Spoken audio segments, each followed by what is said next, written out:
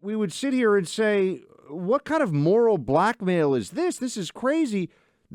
So they were nasty about it, too. They not only used force, they really tried to go after and destroy the reputations of people who disagreed with them. And it was a test drive of authoritarianism, folks. I hate to be the one who breaks it to you, but whether it's on climate or it's on racial justice or it's on COVID, if Democrats can come up with some moralistic excuse for absolute control over your life, they will take it with no ifs, ands, or buts, no compunction. That's what they want.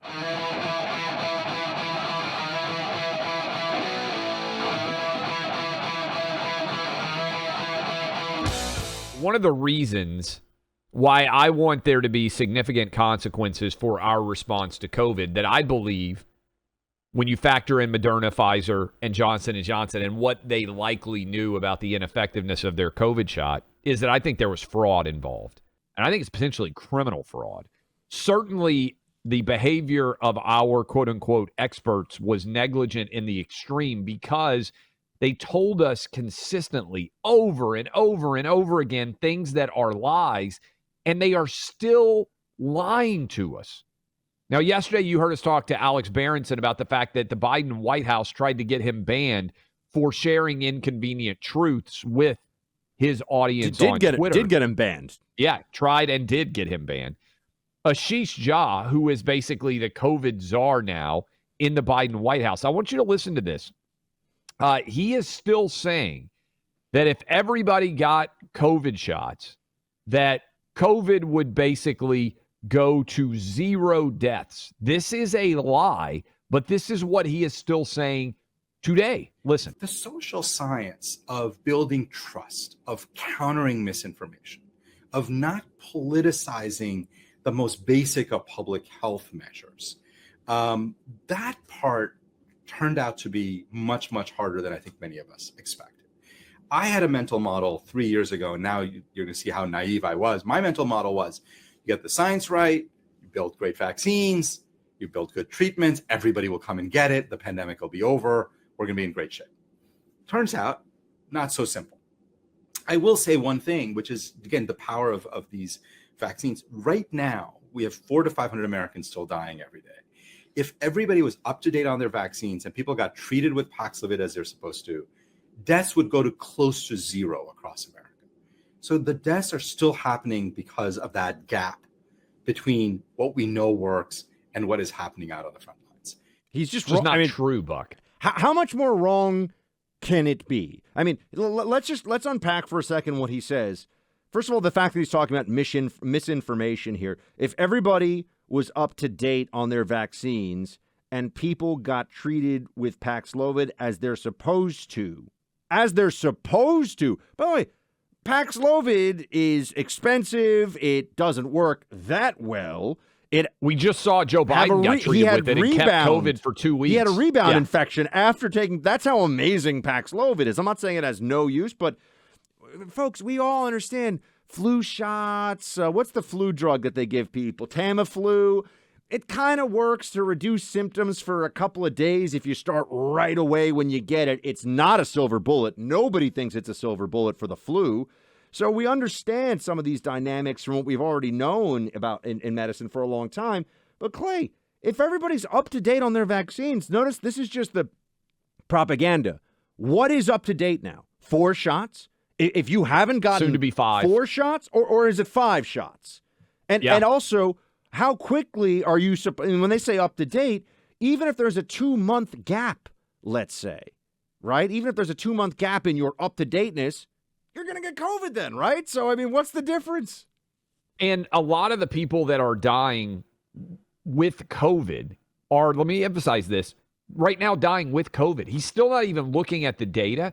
He's correct that we're still counting 400 or 500 people as dying with COVID. Buck, you and I have been talking about this for a long time. Many of those people dying with COVID are dying with 3 or 4 additional comorbidities. So the idea that it would go to 0 is not true because we know that COVID, just use Joe Biden as an example, use Jill Biden, use the CEO of Pfizer. You Secretary of Defense Lloyd Austin. These are all people that in the last week, essentially, have let it be known that they've got COVID, despite the fact that they got 2 COVID shots and double boosters. If those people, if Joe Biden died on a bicycle accident, right? If he fell again and he hit his head and he died while he had COVID, he would be a COVID death. And so this idea that the COVID deaths would go to zero, no, because COVID is still going to be spreading widely. And this is the data they won't share with us, Buck, the reality is a lot of people dying now who have COVID when they die have been double vaxxed for COVID, and many of them have also been double boosted. And this idea that you're not going to die if you get the COVID shots is 100% not true and 100% not supported by data. By the way, they had about 10,000 flu deaths in 2021 while we were going through all this. No one even talks about that. We have not been able to conquer these diseases. They continue to spread. We do not have cures. This vaccine was held forward as a cure. It is at best, a short-term therapeutic that if you listen to Alex, and I think everybody who knows this show, all the people that have been, riding with us from the beginning, Clay, no, last summer we were having Alex on when he was persona non grata. Controversial in the extreme. He was persona non grata even among a lot of conservatives. All of a sudden, he wasn't really getting a lot. People were saying, oh, he's too far on the vaccines. He was 100% right on the vaccines. And what did he say yesterday?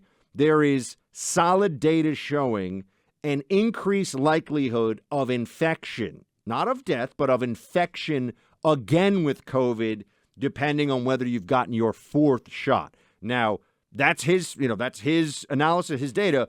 But you have to I say we take the people seriously who have been right all along instead of the people who have been wrong, like Ashish Jha here, the COVID coordinator for the White House, who's like, 6 feet of social distancing, about that. CDC guidance sort of relaxes a lot of the restrictions we've had, tells us that there's a really new way of thinking about who is going to get infected. We used to spend a lot of time talking about 6 feet of distance, 15 minutes of being together. We realize that's actually not the right way to think about this. That's not the kind of the most accurate way to think about this.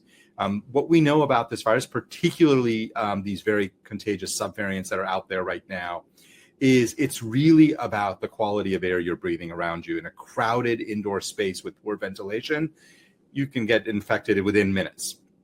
If you're outdoors, with obviously by definition good ventilation, you can be outside for long periods of time and not get it. So everything they told us is wrong. Totally wrong. And notice that they're such cowards.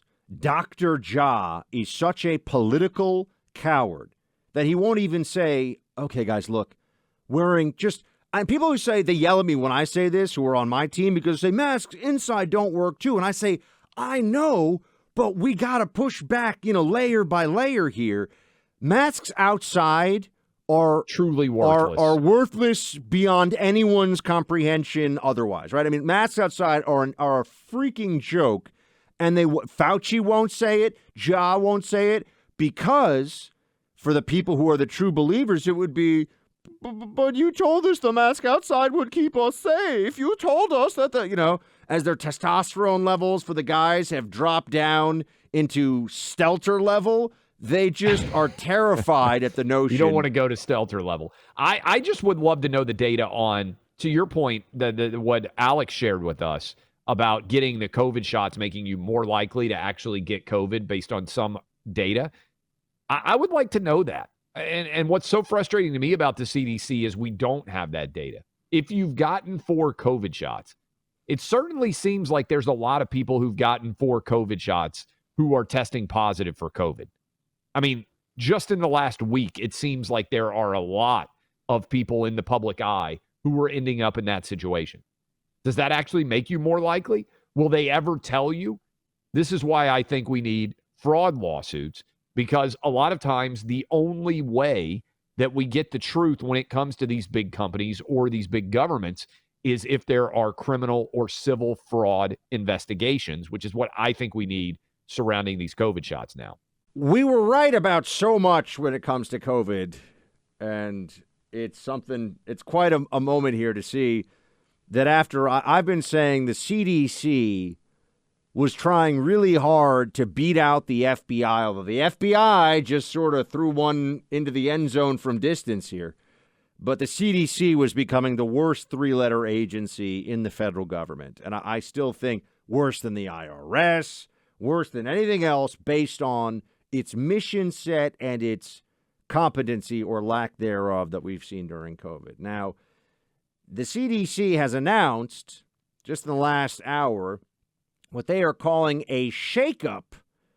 This is under Rochelle Walensky's watch, under her tenure as CDC director, a shakeup because they say that it fell short in its response to COVID-19. So it needs to become more nimble. And she said she told the Associated Press, she's going to a friendly news outlet, I feel like it's my responsibility, Walensky said, to lead this agency to a better place. We saw during COVID that CDC structures weren't designed to take in information, digest it, and disseminate it. That's actually a health policy researcher. Walensky then said, it's not lost on me that we fell short in many ways.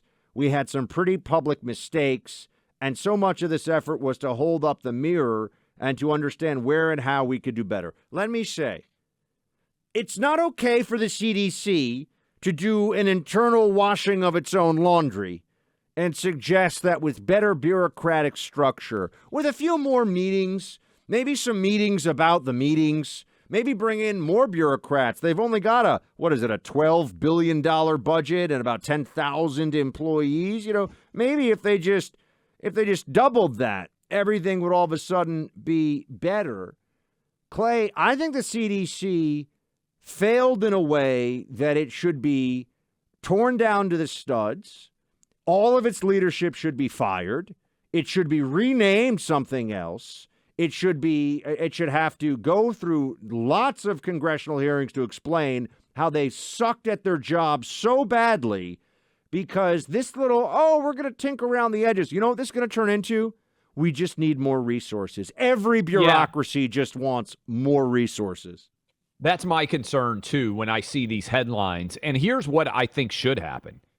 We should replace everyone in a position of prominence at the CDC with anyone who signed the Great Barrington Declaration that is interested in serving and working at the CDC.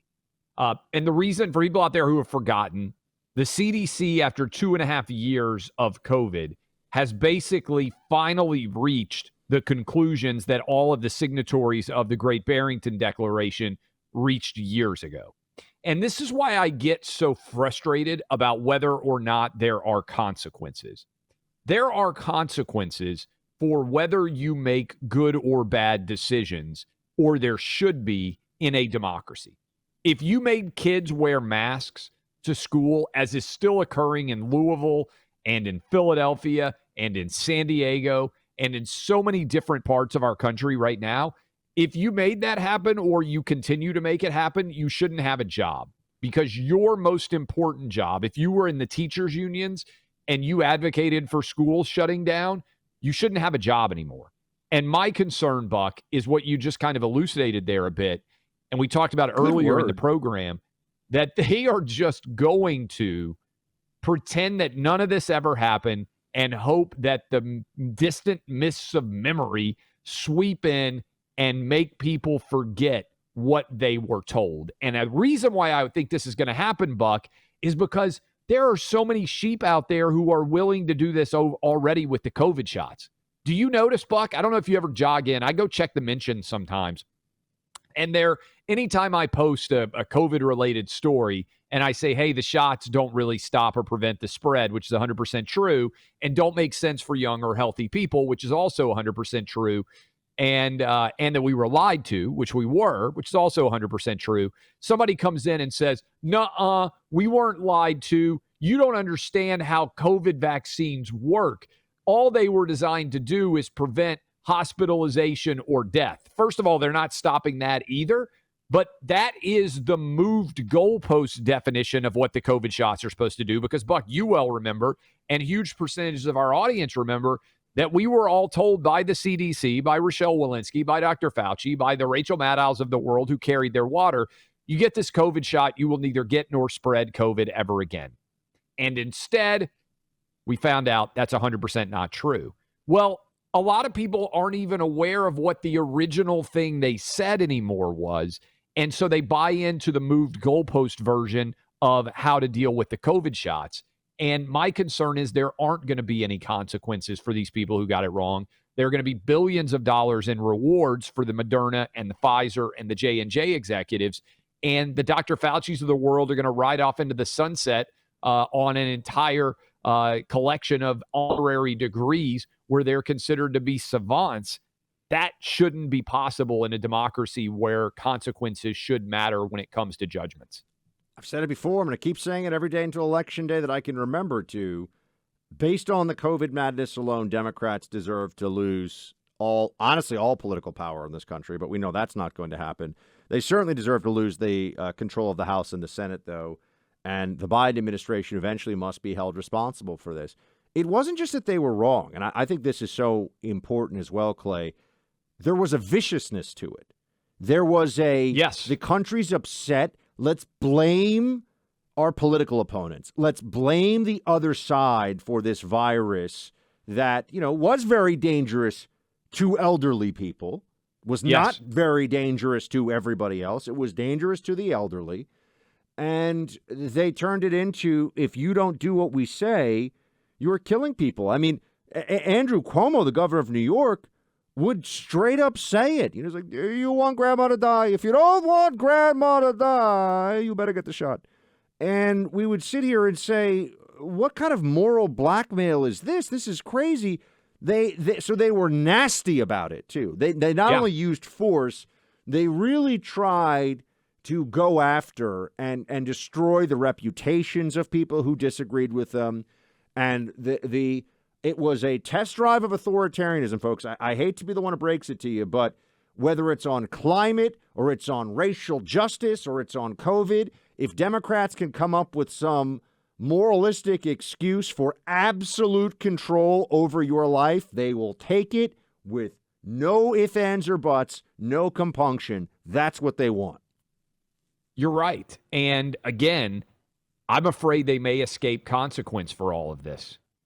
I really am. And I think there's an argument that this is going to be the great impact of the FBI raid on Trump, is that it takes away from COVID failure, inflation, border issues, the murder rate in this country, certainly the economic dislocation that so many have felt, all predicated on Joe Biden's poor choices. Afghanistan, which is a 1-year anniversary of when most people finally decided Joe Biden's not up to the job. What's going on in Ukraine, all of these are failures. And instead of discussing all of this, a lot of the discussion, I'm afraid, over the next 90 days is going to be, will there or won't there be an indictment? And we're all going to be continuing to talk about the raid, which is the ultimate way to change the narrative and make the story Donald Trump as opposed to Joe Biden, when almost all the time the midterms are a referendum on the party in power and the president of the United States. And that's Joe Biden, who's been a disaster.